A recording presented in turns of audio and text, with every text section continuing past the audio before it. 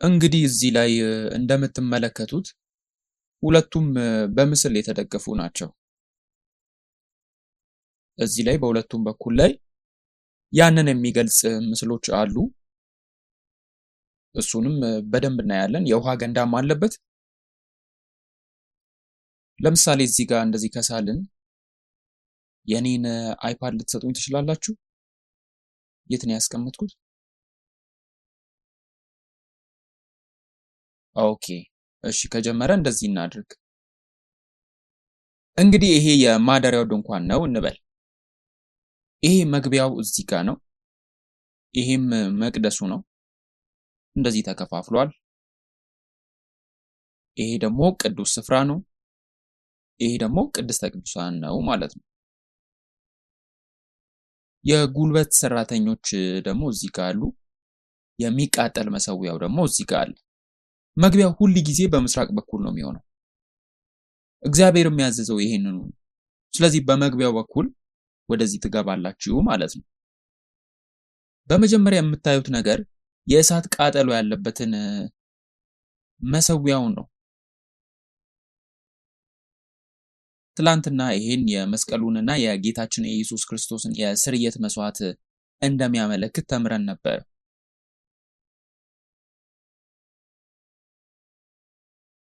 ስለዚህ ዘግይቶ ሰው ወደዚህ ወደ ማደሪያው ድንኳን ሲገባ መስዋዕት ይዞ መግባት አለበት። እንስሳም ይሁን ወፍም ይሁን የእህል መባም ይሁን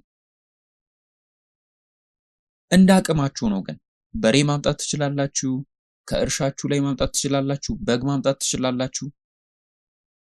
በቂ ገንዘብ ከሌለ እርግብ ወይም የእህል መባ ማምጣት ትችላላችሁ። ነገር ግን ምንም ይሁን ምን መባ ማቅረብ አለባችሁ። ይሄ በሚቃጠል መባ መስዋዕት ላይ መቅረብ አለበት።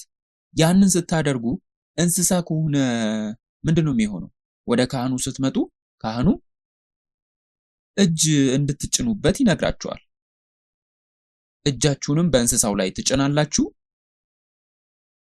ይሄንን ነው የሚያመለክተው። ኃጢአቶቻችን እስከ ፍጻሜ እየተላለፉ እንደሆነ ለማመልከት ነው። እናም ከዚያ ምን እናደርጋለን? ኃጢአት የተላለፈበት እንስሳው ይገደላል ማለት ነው። አዳምን መግደል አለብን። ካህኑን ሳይሆን ያንን ባህሪ ነው አስተላልፈን ምንገለው። ካህኑ ደሙን ሲቀበል ጉሮሮውን ይቆርጣል። ካህኑም ደሙን ይቀበላል። ደሙም የተቀደሰው ክፍል ነው። ደሙም የሚታከመው በካህኑ ብቻ ነው።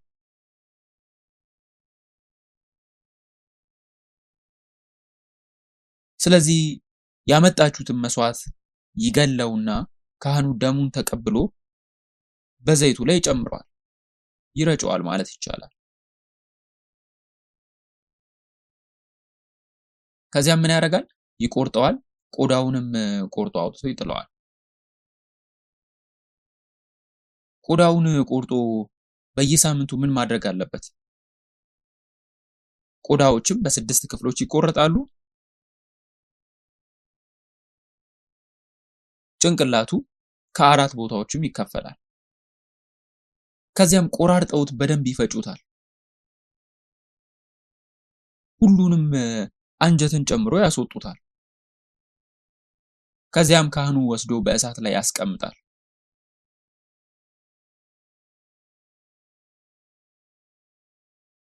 በዚህም ምክንያት እጃችንን ስንጭን በላዩ ላይ ስናስቀምጥ ኃጢአቴ ተላልፏል እያልን ነው። በዚህ መሰረት ያ እንስሳ እኔ ነኝ የሚለውን ይወክላል። ያ እንስሳ ኃጢአቱን የተቀበለ ከዚያም ለዚህ ኃጢአት የሚገባውን ሞት የከፈለ እንደማለት ነው። እዚህ ጋር ሲቆረጥ ታያላችሁ፣ ሲሰቃይም ታያላችሁ። በመጨረሻ ተቃጥሏል። ያም ደግሞ ዋጋውን እየከፈለ ነው ማለት ነው። ስለዚህ በእናንተ ቦታ እንስሳው እየሞተ ነው። የጌታችን የኢየሱስ ክርስቶስን የኃጢአት መስዋዕትነት ምስል በዚህ መንገድ ተረዱት። ይሄን ሂደት ከተከተላችሁም ትክክለኛውን ምስል ታገኛላችሁ። እዚህ ጋር ያለው የጉልበት ሰራተኞች አሉ። ከዚያ እዚህ ጋር ስትሄዱ ያላችሁበትን አቅጣጫ የሚያመለክታችሁ አለ። ወደ ውስጥ ስትገቡ ቅዱስ ስፍራ ነው ያ። ከውጭ በኩል ያለው አደባባዩ ያን ያህል ቅዱስ አይደለም። መካከለኛው ግን ቅዱስ ስፍራ ነው። ከዚያም ቅድስተ ቅዱሳን አለ።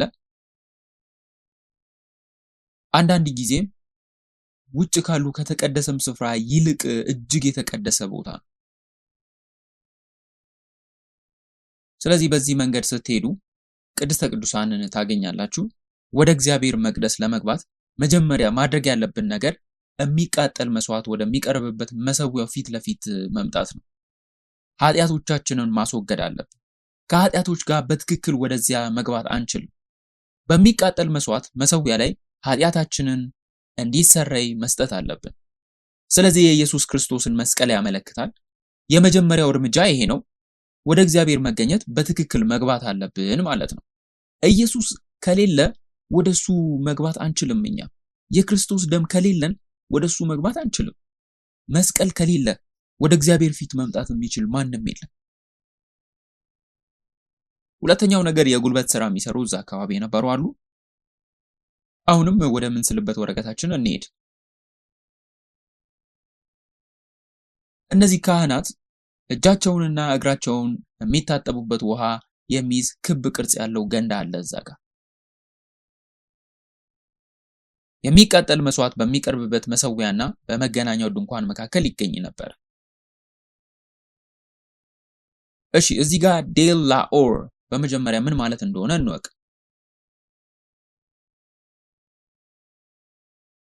ውሃው የእግዚአብሔር ቃል እንደሆነና የማጽዳትንና የመቀደስ ኃይልን የሚያመለክት ኤፌሶን ምዕራፍ 5 ከቁጥር 26 ላይ በውሃ በማጠብ በቃሉ አንጽቶ ይቀድሳት ዘንድ ይላል። ውሃውን ወስደን ስንታጠብ እንደሚያነጻ ሁሉ የእግዚአብሔርም ቃል አጥቦ የሚያነጻ ነው።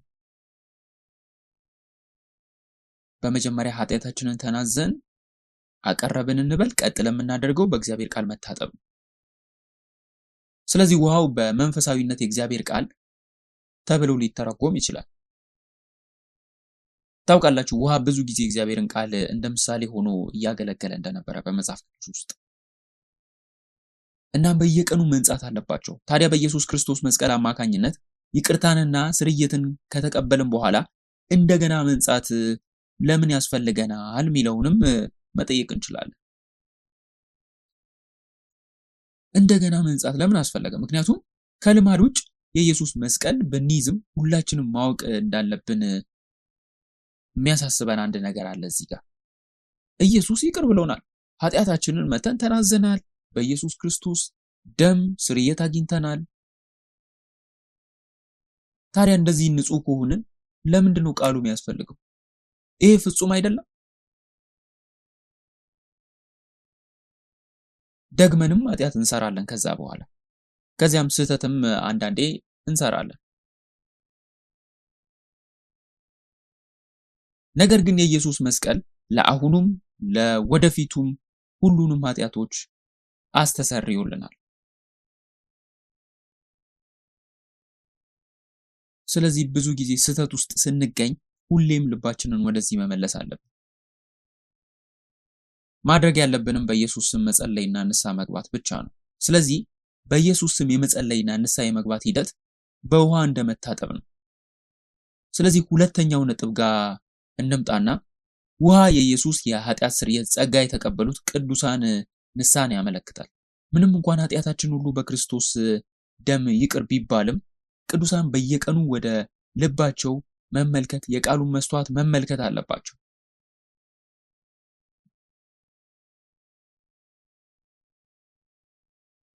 የእግዚአብሔር ቃል የኛ መስታወት ነው። በዚያ ቃል ላይ ራሳችንን ማንጸባረቅና ምንም ችግር እንደሌለብን ማረጋገጥ አለብን። ራሳችንን በመስተዋት ማየት አለብን። ይሄ ነገር እዚህ ጋር አለ። ለምሳሌ መስተዋት ከፊታችሁ ቢኖር አንድ ነገር ብታገኙ ሳታነሱ አትወጡም አይደል? የእግዚአብሔርም ቃል አገልግሎቱ እንደዛ ነው።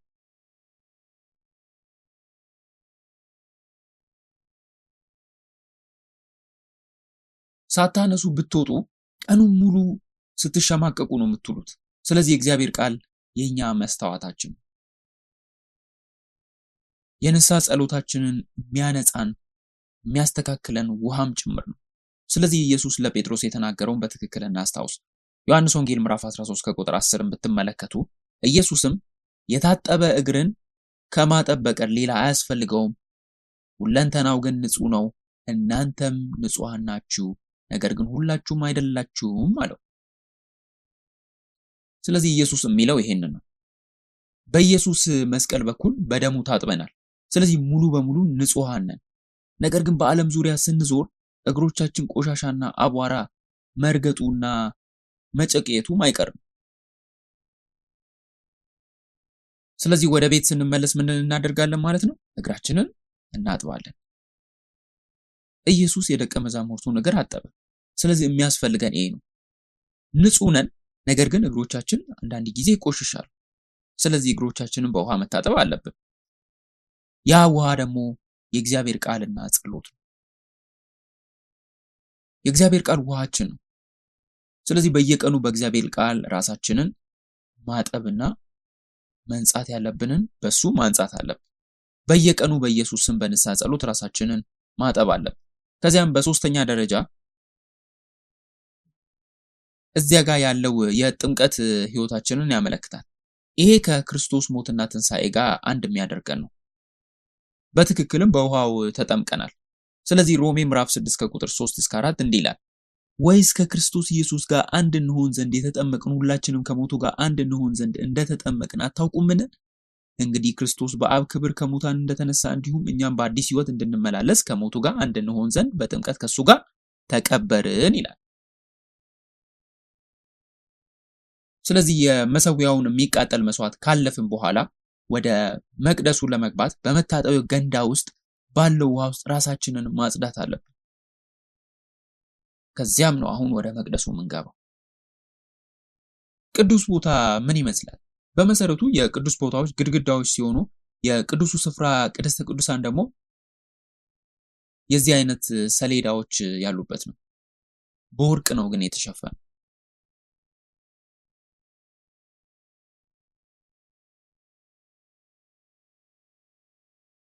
ከተለያዩ የእንጨት አይነቶች የተሰሩ ሰሌዳዎች ልክ እንደ ሌጎ ክፍሎች ነው አይደል? 3 ግድግዳዎች አሉት፣ 3 ማዕዘኖች ማለት ነው። ከዚያም ጣሪያው አለ። ጣሪያው የመጋረጃዎች መሸፈኛ ነው። እናም ስለዚያ ነው ያንን የምናጠናው። ከዚያም የሚሸፍኑት 4 መጋረጃዎች መሸፈኛዎች አሉ፣ እንደ ጣሪያና ከላይ መሸፈኛ ሆነው ያገለግላሉ። ሲሪ እዚህ ላይ አለ።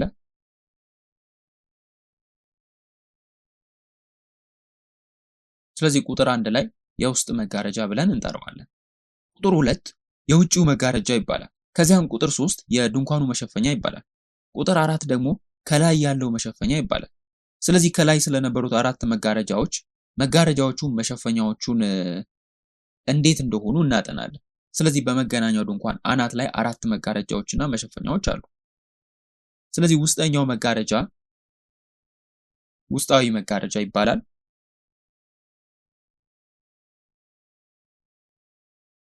ከተጠማዘዘው ጥሩ በፍታና ከሰማያዊ ከሐምራዊና ከቀይ ጨርቅ የተሰራ ነበረ።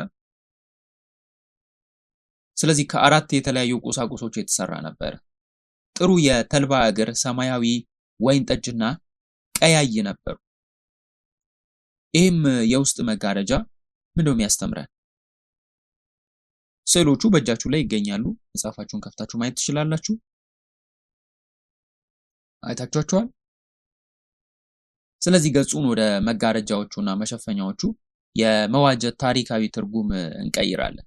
ውስጣዊ መጋረጃ መንግስተ ሰማያትን ያመለክታል። ስለዚህ ወደ ቅዱሱ ስፍራ ገብተን ወደ ላይ ስንመለከት የምታዩት ውስጣዊውን መጋረጃ ነው። እዚህ ወደ ላይ ስትመለከቱ ከውስጥ የምታዩት ይሄንኑ ነው። ስለዚህ ይሄ እዚህ ላይ መንግስተ ሰማያትን ያመለክታል እና በውስጠኛው መጋረጃ ላይ ምን አይነት ምስል እንደተጠለፈም ያሳየናል። ኪሩቤል ነው ያለው።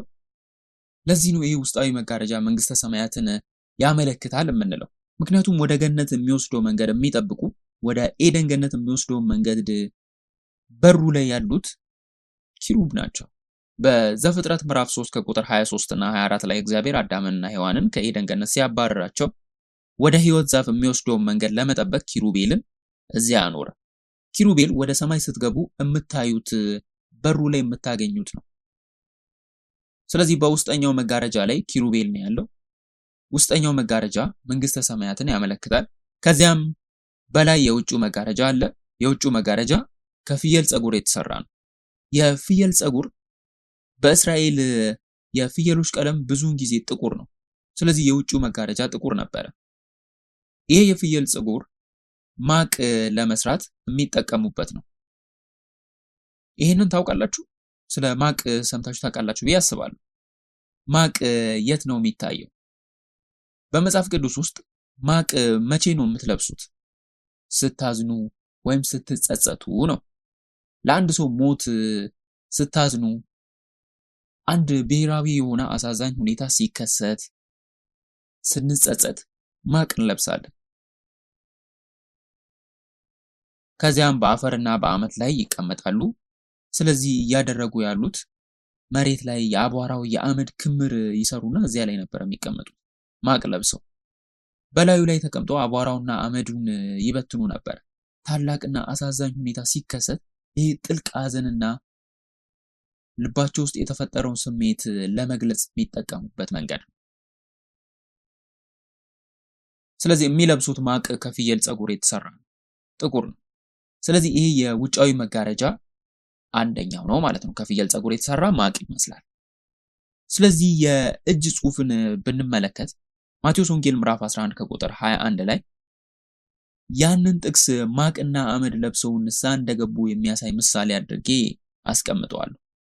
ወየውልሽ ኮራዚ፣ ወየውልሽ ቤተሳይዳ፣ በእናንተ የተደረገው ታምራት በጢሮስና በሲዶና ተደርጎ ቢሆን ማቅ ለብሶ አመድም ነስንሶ ከብዙ ጊዜ በፊት ንስሐ በገቡ ነበርና የሚለውን ታስታውሳላችሁ።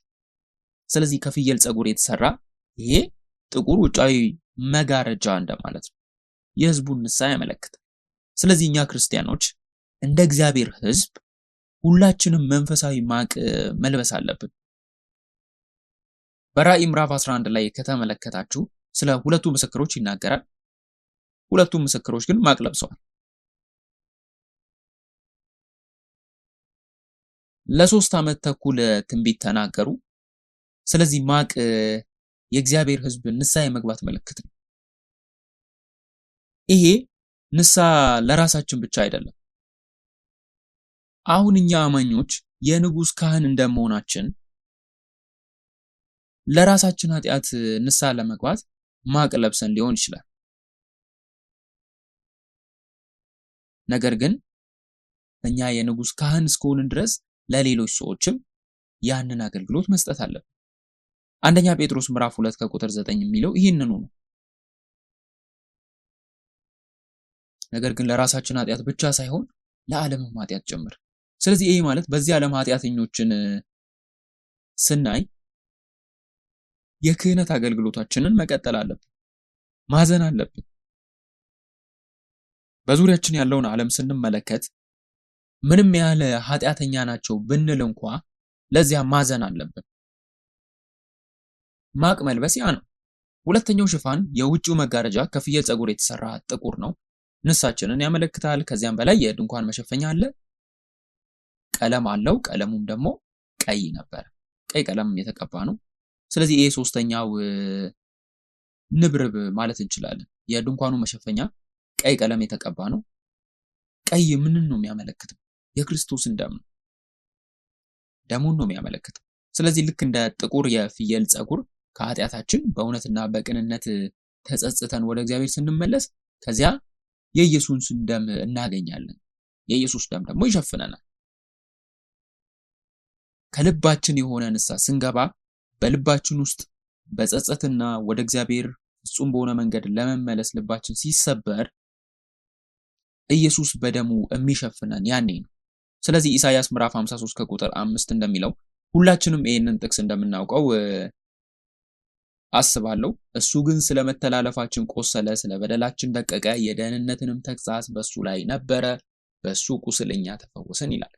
እንዲሁም ዘሌዋውያን ምዕራፍ 17 ከቁጥር 11 ያንን ጥቅስ በቦርዱ ላይ ብታሳዩ ደስ ይለኛል።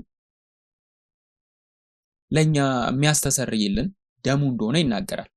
የሥጋ ሕይወት በደም ውስጥ ነውና ደሙም ከሕይወቱ የተነሳ ያስተሰርያልና በመሠዊያው ላይ ለነፍሳችሁ ማስተሰሪያ ይሆን ዘንድ እኔ ለእናንተ ሰጠሁት ይላል።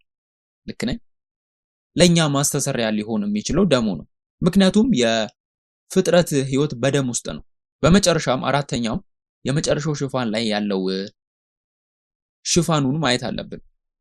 ከላይ ያለውን ሽፋን የሚባለው ይሄ ነው። ከላይ ያለው ሽፋን ከተለያዩ ቆዳ የተሰራ ነው።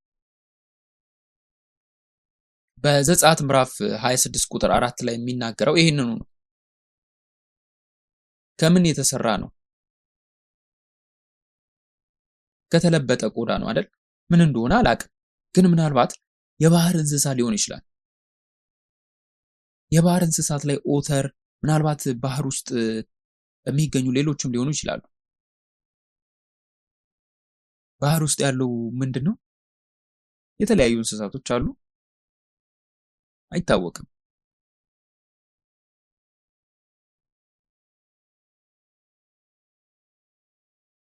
ባህር ውስጥ የተለያዩ እንስሳቶች እንዳሉ ይታወቃል። ትላንትና ለእራት እንኳን በልቼ ነበረ። ጥሩ ነው፣ በጣም ደስ ይላል። ጠዋት ላይ ይኸውም ስነሳ በጣም ደስተኛ ሆኜ ነው የተነሳሁት። ይሄ የመጀመሪያው የዕብራይስጥ ቃል ምን እንደሆነ በትክክል አናውቅም። እንደ ባህር ውስጥ እንዳለ ታዋቂ እንስሳ ነው።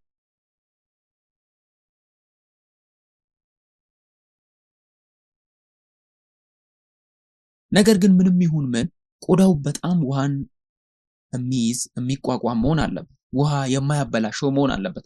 ዋናው ነገር ያ ነው። ውሃን የማያሳልፍ መሆን አለበት። ስለዚህ የመጨረሻው ሽፋን ውሃ የማያሳልፍ፣ ውሃ መቋቋም የሚችል መሆን አለበት። የዚህ አስፈላጊው ክፍል ይሄ ነው። በጣም ወፍራምና ጠንካራ እንዲሁም ውሃን የሚከላከል፣ ውሃ በመሃሉ ሾልኮ እንዳይገባ የሚያደርግ መሆን አለበት። ስለዚህ በበረሃ ውስጥ ያለው ነፋስ የአሸዋን አውሎ ነፋስ ለመቋቋም የሚያስችል ጠንካራ ነው ማለት ነው። እናም ውሃ የሚያስተላልፍ በመሆኑ ዝናብ ሲዘንብ ወይም እሱ ላይ ዱብ ዱብ ማለት ሲጀምር ሲከማች ወደ ቅዱሱ ስፍራ እንዳይገባ ያደርጋል። ውሃው እንዳይሾልክ ያደርገዋል። ስለዚህ ይሄ ስለ ኖህ መርከብ እየነገረን ነው። የኖህ መርከብ ውሃ እንዳይገባ፣ ውሃ ውስጡ እንዳያሳልፍ በትክክለኛ መንገድ ነበረ የተዘየደው። እዚህ ላይ ፒች የሚለው የዕብራይስጥ ቃል ኮፒር ከሚለው ጋር አንድ ላይ ተቀምጧል። ኮፒር፣ ፒች፣ እነዚህ የሚባሉት የዕብራይስጥ ቃል ፒች የሚለው ቃል ኮፒር ማለት እንደሆነም ይናገራል። የዕብራይስጥ ቃል ሁለቱም እንደ ተመሳሳይ ቃላት ሲሆኑ ትርጓሜዎቹም መሸፈን እንደማለት ነው። ልክ እንደ ታቦቱን ውሃ እንዳይገባ እንደ መሸፈን፣ እንደ ምሰሶ ያገለግላሉ። ከላይ ያለው ይሄ መሸፈኛ መቅደሱን ውሃ እንዳይገባበት ይሸፍናል። የዓለም ውሃ፣ የዚህ ዓለም ኃጢአት ወደ ውስጥ እንዳይገባ ይከለክላል። ስለዚህ መቅደሱ የሚሸፍነው እነዚህ አራት መሸፈኛዎች አሉት ማለት ነው። ይሄ ሁሉ የሚያመለክተው ኢየሱስ ክርስቶስን ነው። እኛን የሚሸፍነን እሱ ነው። በሱ ነው እኛ የተሸፈነው። ስለዚህ ከዚህ ልንወስድ የሚገባው ነገር በክርስቶስ ጽድቅ ተሸፍነናል፣ ኃጢአታችንም ተሰርዮልናል የሚለው ነው። እንግዲህ በክርስቶስ የተሸፈንን ሰዎች እንደ መሆናችን መጠን ምን ማድረግ አለብን? እርስ በርሳችን መከባበር አለብን። አሁን ብዙ ሰዎች ምን ማድረግ ይወዳሉ? ሌሎችን መናቅ፣ ሌሎች ላይ መናገርን ይወዳሉ። ሐሜት ማውራትን ይወዳሉ። ግን ልክ አይደለም። ታውቃላችሁ፣ እንዲና እንዲያ እናደርጋለን። አምላካችን ግን ይህንን መንገድ አይወደውም። ኃጢአታቸውን፣ ስለነሱ ያላቸውን ሐሜት ማጋለጥና ለብዙ ሰዎች ማውራት እኛ እንፈልግ ይሆናል፣ ነገር ግን ልክ አይደለም። ይሄ በክርስቶስ የተሸፈኑ ሰዎች እንዴት መኖር እንዳለባቸው ፍጹም የሆነውን መንገድ ያስተምራል። መሸፈን እንጂ መግለጥ የለብንም። እርስ በርሳችን መሸፋፈን አለብን። የወንድማችን ጠባቂ እኛ ስለሆንን ማለት ነው። በክርስቶስ ፍቅርና ደም የተሸፈኑ ክርስቲያኖች በዚህ መንገድ መኖር አለባቸው። ስለዚህ ሁለት ጥቅሶችን እንመልከት። አንደኛው ከብሉይ ኪዳን ነው፣ አንዱ ደግሞ ከአዲስ ኪዳን እንመለከታለን። በመጀመሪያ ምሳሌ 10 ከቁጥር 12ን እንመልከት። ምሳሌ ምዕራፍ 10 ከቁጥር 12 ጥላቻ ጠብን ያነሳሳል ይላል፣ ፍቅር ግን በአጠቃላይ ይሸፍናል ይላል። አሜን። በአጠቃላይ የሚሸፍነው ፍቅር ነው። ፍቅር ይሸፍናል። ከዚያም በአዲስ ኪዳን ወደ አንደኛ ጴጥሮስ ምዕራፍ 4 ከቁጥር 8 እንለፍ። አንደኛ ጴጥሮስ ምዕራፍ 4 ከቁጥር 8 ሁላችንም አብረን እናንብብ። ካገኛችሁ ዝግጁ? እሺ እንጀምር። ትጸልዩም ዘንድ በመጠን ኑሩ፣ ፍቅር የኃጢአትን ብዛት ይሸፍናልና፣ ከሁሉም ፊት እርስ በርሳችሁ አጥብቃችሁ ተዋደዱ ይላል። እንግዲህ እኛ በክርስቶስ የተሸፈንን ሰዎች ምን ማድረግ አለብን? እርስ በርሳችን በፍቅር መሸፋፈን አለብን። አሜን። መሸፈን አትፈልጉ? መሸፈንስ አትፈልጉ? አሜን። አመሰግናለሁ። እንደዛ እናድርግ። የመቅደሱ መሸፈኛ ይሄ ነው። አሁን ወደ ውስጥ እንግባ። አሁን ወደ ቅዱሱ ስፍራ ከሄድን እዚያ ምንድን ነው ያለው? ሶስት ነገሮችን እናገኛለን። ወደ ውስጥ ከገባን እዚህ የምናየው ይሄ ነው። መሃል ላይ ስዕሉን ታገኛላችሁ። ይህንን ማድረግ ያለብን እኛ ነን። የወርቅ መቅረዝ እና የዕጣን መሰዊያ። ስለዚህ እያንዳንዳቸው አንድ በአንድ እናጠናለን። የመጀመሪያው ነገር የወርቅ መቅረዙ ነው። የወርቅ መቅረዙ ምን እንደሚመስል እናውቃለን። ማኖራ ይባላል እና ስንት መብራቶች አሉት? 7 አሉት። እንደዚህ ይመስላል። እዚህ መሃል ላይ አንድ ዋና ክምችት አለ። ከዚያም እንደዚህ የሚወጡ 3 ቅርንጫፎች አሉ። በአንድ በኩል 3፣ በሌላ በኩል 3፣ መሃል ላይ አንዱ ስላለ 7 መብራቶች አንድ ላይ ተሰብስበው ነበረ ማለት ነው። ከንጹህ ወርቅ አንድ የወርቅ ቋጠሮ የተሰራ ነው። በመሃል ላይ ዘንግ አለው። በሁለቱም በኩል 3 ቅርንጫፎች አሉት። 7ቱ መብራቶች የዓለም ብርሃን የሆነውን የኢየሱስ ክርስቶስን ብርሃንነት ያመለክታሉ። 7 ቁጥርም የፍጹምና ቁጥር እንደሆነ እናውቃለን። ስለዚህ የክርስቶስ ብርሃን ፍጹምና የተሟላ መሆኑን ያሳያል። 7 መብራቶች ለቅዱሳን የዓለም ብርሃን እንዲሆኑ የተሰጡ ጥሪዎችን ያመለክታሉ። ማቴዎስ ወንጌል ምዕራፍ 5 ከቁጥር 14 እንዲህ ይላል፣ እናንተ የዓለም ብርሃን ናችሁ፣ በተራራ ላይ ያለች ከተማ ልትሰወር አትችልም ይላል። ከዚያም ማቴዎስ ወንጌል ምዕራፍ 5 ከቁጥር 16 ላይ መልካሙን ስራችሁን አይተው በሰማይ ያለውን አባታችሁን እንዲያከብሩ ብርሃናችሁ በሰው ፊት ይብራ ይላል። ይህንን እስኪ ትንሽ ተጨማሪ ላብራራ። እነዚህ መብራቶች እንዲበሩ ምን ማድረግ አለብን? በውስጡ ምን ማስቀመጥ ያስፈልጋል? ዘይት ያስፈልጋል። ንጹህ የወይራ ዘይት፣ ንጹህ የሆነ የወይራ ዘይት ያስፈልገናል። ከዚያም ዘይቱን እንዴት እዛ ውስጥ ማስቀመጥ እንዳለብን፣ ከዚያም በኋላ ክር በውስጡ እንዴት መውሰድ እንዳለብን፣ ከዚያም ማብራት እንደምንችል ይነግረናል። ከዚያም ይበራል ማለት ነው። እነዚህ መብራቶች መንከባከብን የሚፈልጉ ናቸው። ይህን የመንከባከብ ኃላፊነትም የካህኑ ነበረ። ጠዋትና ማታ በቀን 2 ጊዜ መብራቶቹን ማየት አለበት፣ በዘይትም መሙላት አለበት። መብራቱ እንዳይጠፋ ያረጋግጣል። ይሄ መብራት ለምን ያህል ጊዜ እንደበራ እንደሚቆይ ታውቃላችሁ? ሁል ጊዜ ያለማቋረጥ በቀን 24 ሰዓት መብራት አለበት። በቅዱስ ስፍራ ውስጥ ብቸኛው ብርሃን እሱ ነው። ያ ብርሃን ከጠፋ ሙሉ በሙሉ ጨለማ ነው። መስኮትም የለም። ይህ መብራት በቀን 24 ሰዓት መብራት አለበት። እነዚህ መብራቶች በደንብ እንዲበሩ መንከባከብ የካህኑ ኃላፊነት ነው። ዛሬ ለኛ እንዴት ነው የሚሰራው ይሄ ነገር? እኛ የዓለም ብርሃን ነን። እንዴት? እሺ ወደ ምሳሌ ምዕራፍ 20 ከቁጥር 27 አብራችሁኝ ሂዱ። ምሳሌ ምዕራፍ 20 ከቁጥር 27 ይህንን አብረን እናነባለን። የሰው መንፈስ የእግዚአብሔር መብራት ነው፣ የሆዱን ጉርጆች ሁሉ የሚመረምር ይላል። እንግዲህ የእግዚአብሔር መብራት ምንድን ነው? የሰው መንፈስ ነው። የሰው መንፈስ የእግዚአብሔር መብራት ነው።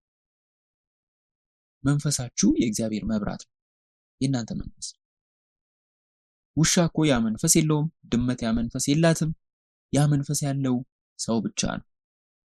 እኔና እናንተ ብቻ ነን የእግዚአብሔር መብራቶች መሆን የምንችለው። ስለዚህ እንዲህ ላብራራው። እዚህ ጋር እንዳልኩት የሚያዘው መብራት አለ። ልክ ውሃው ዘይቱንና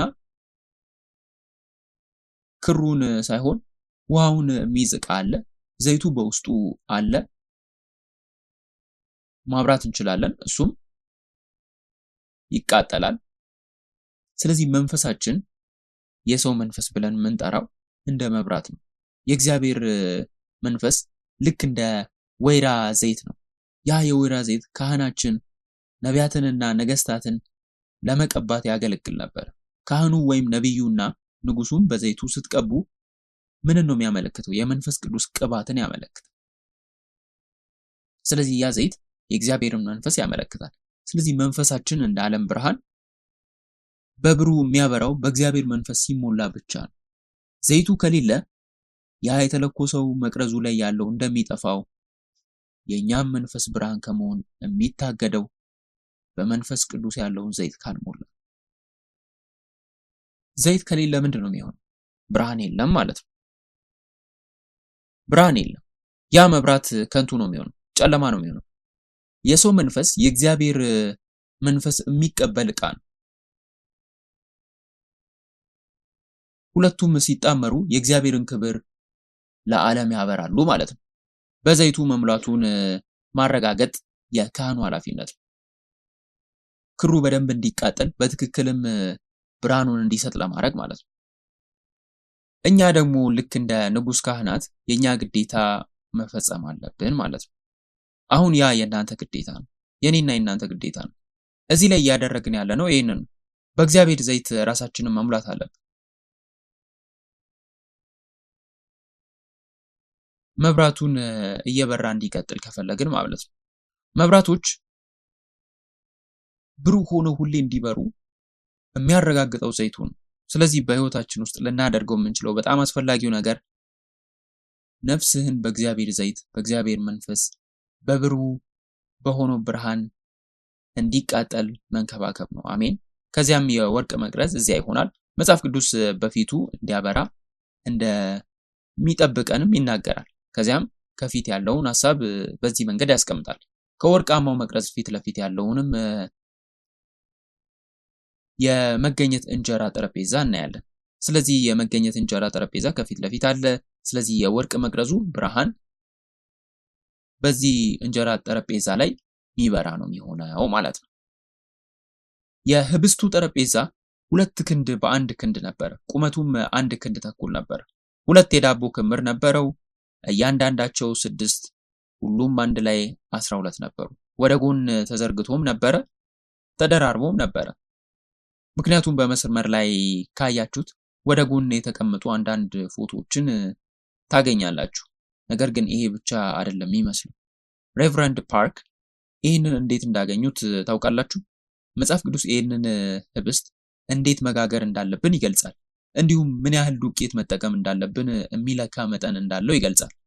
ስለዚህ በእርግጥ ጋግረውታል። በጣም ትልቅም ነበረ። ወደ ጎን ሊደረደር አይችልም። የዳቦ መጠን በጣም ትልቅ ነበር። ነገር ግን አንዳንድ ጊዜ በመስመር ላይ ወይም ደግሞ በኢንተርኔት ላይ የምታዩ ከሆነ አንዳንድ ፎቶዎችን ያሳያሉ። ዳቦ ያን ያክል ትልቅ አይደለም። 12 ናቸው። ልክ መጽሐፍ ቅዱስን በቅርበት እያነበባችሁ ካላችሁ ማለት ነው። ስለዚህ እንደዚህ መሆን አለበት። በእያንዳንዱ ክምር ላይ 6 ተደራርበው ነው የሚገኙት። ይህ እንጀራ በየሰንበቱ በአዲስ መንገድ ትኩስ ዳቦ እየሆነ ይለወጣል። በየሰንበቱ ጠዋት ካህኑ አዲስ ትኩስ ዳቦ ይዞ ይመጣና ይለውጠው ነበር። ስለዚህ በጌታ ቀን ፓስተሮች በየጠዋቱ ትኩስ ዳቦ ያመጡ ነበር። የእግዚአብሔር ቃል ማለት ነው ዳቦ ማለት። ያንን ትኩስ ዳቦ ፓስተሮች ያመጡ ነበር። በጌታ ቀን ሁሉ የእግዚአብሔር ቃል ትኩስ ዳቦ እየሆነ እንመገባለን።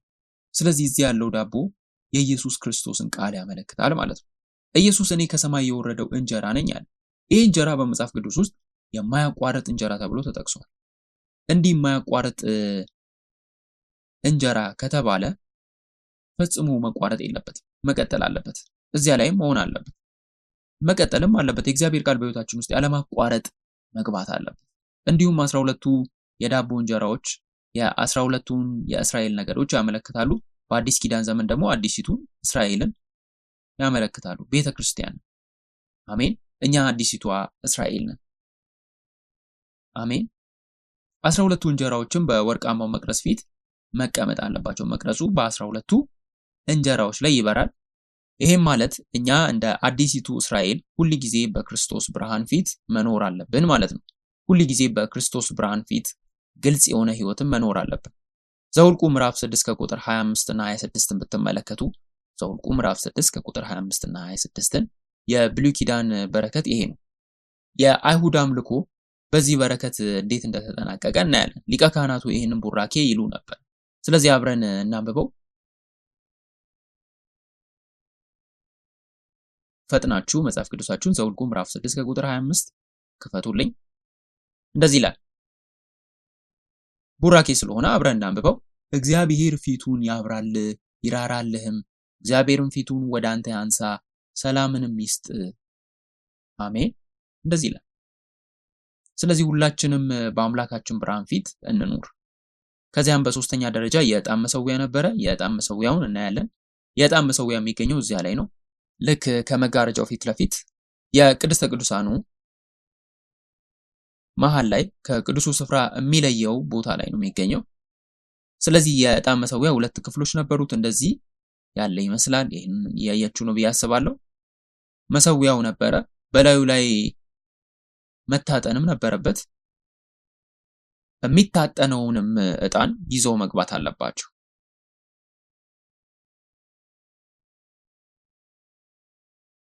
በዓመቱ አንድ ጊዜ ወደ ቅድስተ ቅዱሳን ሲገቡ ማለት ነው። በእነዚህ ጎድጓዳ ሳህኖች ውስጥ ይቀመጣል። ሊቀ ካህናቱም ወደዚያ ተሸክመው ይገቡ ነበረ። መቼ ነው የተጠቀሙበት? በስርየት ቀን ነው አይደል? በዓመት አንድ ጊዜ ነው ወደ ቅድስተ ቅዱሳን ሲገባ ይህንን ማጠን አለበት። ስለዚህ ከዚህ የሚወጣው የጢስ ደመና የቃል ኪዳኑ ታቦት ይሸፍነዋል። ምክንያቱም ይሄ ባይሆን ኖሮ የቃል ኪዳኑ ታቦት ካየ ምንድን ነው የሚሆነው? ይሞታል። ሊቀ ካህናቱ እንኳን ይሞታል። የማጥመጃው ነገር ይሄ ነው። እንግዲህ የዕጣን መሰዊያው ምን ማለት እንደሆነ በዚህ መንገድ ተብራርቷል። ዕጣን ምንድን ነው? አዎ እናንተ ብልሆች ናችሁ። ወደ ራእይ እንሂድና እዚያ ላይ ያለውን እንመልከት። ራእይ መጽሐፍ ምዕራፍ 5 ከቁጥር 8 ሁላችንም አንድ ላይ ማንበብ እንችላለን። ዝግጁ ናችሁ? መጽሐፉንም በወሰደ ጊዜ 4 እንስሶችና 24ቱ ሽማግሌዎች በበጉ ፊት ወደቁ። እያንዳንዳቸው በገናንና የቅዱሳን ጸሎት የሆነውን ዕጣን የሞላበትን የወርቅ ዕቃ ያዙ ይላል። ዕጣን ምንድነው? የቅዱሳን ጸሎት። ልክ እንደ ዕጣን እንደሚወጣው ጸሎታችን የዕጣኑ ጭስ ወደ እግዚአብሔር እንደሚወጣ ጸሎታችንም ወደ እግዚአብሔር ይወጣል። ይሄም እንደ ጥያቄ ለእናንተ ላነሳ እችላለሁ። ከቅድስተ ቅዱሳን ስፍራ ውጭ እንደሆነ በግልጽ አይታችኋል ብዬ አስባለሁ። ልክ ከመጋረጃው ቤት በኩል ነው፣ ፊት ለፊት ማለት እንችላለን። ወደ ዕብራውያን ምዕራፍ 9 ከቁጥር 3 እስከ 4 እንሸጋገር። ዕብራውያን ምዕራፍ 9 ከቁጥር 3 እስከ 4 ይህንን ጥቅስ በጥንቃቄ ተመልከቱ። እንዲህ ይላል። ከሁለተኛውም መጋረጃ ወዲያ ቅድስተ ቅዱሳን የምትባለው ድንኳን ነበረች። በዚያም ውስጥ የወርቅ ማጠን ነበረ። ሁለንተናዋም በወርቅ የተለበጠ የኪዳን ታቦት፣ በእሷ ውስጥ መና ያለባት የወርቅ መሶብና የበቀለች የአሮን በትር የኪዳኑም ጽላት ነበሩ ይላል። ይህ ጥቅስ ምን ችግር አለው? በዚህ ጥቅስ ላይ ያያችሁት ችግር አለ? የዕጣን መሰዊያ የሆነው የወርቅ ማጠን በቅድስተ ቅዱሳን ውስጥ እንዳለ ይናገራል። ልክ ነኝ? ታዲያ እዚህ ምንድነው እየተከናወነ ያለው? ስህተት አለ? መጽሐፍ ቅዱስ ስህተት እየሰራ ነው? ታዲያ ይህን ጥቅስ ምን እናድርግ? ሐሳብ ያለው ሰው አለ? ክርስቶስ ከሞተ በኋላ ነው የምትለው? ክርስቶስ ከሞተ በኋላ ስላለው ነው የሚናገረው አይደል? ምክንያቱም ክርስቶስ ሲሞት መጋረጃው ተቀደደ። ግን ከሁለተኛው መጋረጃ ጀርባ ይላል። መጋረጃው ከተቀደደ በኋላ መጋረጃ የለም፣ ከሁለተኛው መጋረጃ ጀርባ ነው ማለት ነው። ስለዚህ ጉዳይ ፍንጭ ሰጥቻችኋለሁ። ስለ ሊቀ ካህናቱ አስረዳችኋለሁ። ስለዚህ ሊቀ ካህናቱ በስርየት ቀን ወደ ቅድስተ ቅዱሳን መቼ እንደሚገቡ እያወራ ነበር። ሰንሰለቱም ታስሮ ነው የሚገቡት። ስለዚህ አብዛኛውን ጊዜ ሰንሰለቱ ውጭ ነው የሚሆነው። በዚያ ቀን ውስጥ ወደዚያ ይገባል። ስለዚህ ያ ሳንሱርም ከውጭ ነው የሚሆነው፣ ነገር ግን ተግባሩ ከውስጥ ነው የሚሆነው ማለት ነው። ሊገባ ሊወጣም ይችላል። ከሁሉም ቅዱስ ነገሮች ውስጥ የሚገባና የሚወጣ ብቸኛው ነገር ነው። ታዲያ ይሄ ዛሬ ምንድን ነው የሚያስተምረን? እዚህ ምድር ላይ ብንኖርም የቅዱሳን ጸሎት እንደሚያስተምረን በኢየሱስ ክርስቶስ የሚያምኑ የቅዱሳን ጸሎት በክርስቶስ ስም ብትጸልዩ ምንድን ነው የሚሆነው? ጸሎታችሁ የትም ቦታ መሄድ ይችላል፣ ወደ ቅድስተ ቅዱሳንም ጭምር። ጸሎታችን እዚህ ምድር ላይ ብንሆንም ወደ እግዚአብሔር መገኘት መግባት ይችላል። የጸሎታችን ኃይል ያሳየን። እባካችሁ ይህንን ነገር እመኑ። በክርስቶስ ስም ስንጸልይ ጸሎታችን በሰማይ ወዳለው ቅድስተ ቅዱሳን ሊገባ ይችላል። ወደ ጸጋው ዙፋን ሊገባ ይችላል። ወደ እግዚአብሔር መገኘት ሁል ቀንም መግባት ይችላል። ስለዚህ አንድ ቀን እኛ ወደዚያ ዙፋን መግባት እንችላለን ማለት ነው። ይህም የጸሎት ኃይልን ያሳየን። እዚህ ምድር ላይ ነን፣ ነገር ግን ጸሎታችን ወደ እግዚአብሔር ወደ ቅድስተ ቅዱሳን ሊሄድ ይችላል ማለት ነው። ስለዚህ ከመጸለይ ተስፋ አትቁረጡ። ሁል ጊዜ መጸለይም አለብን። ሁል ጊዜም እንደዚህ ማድረግ አለብን።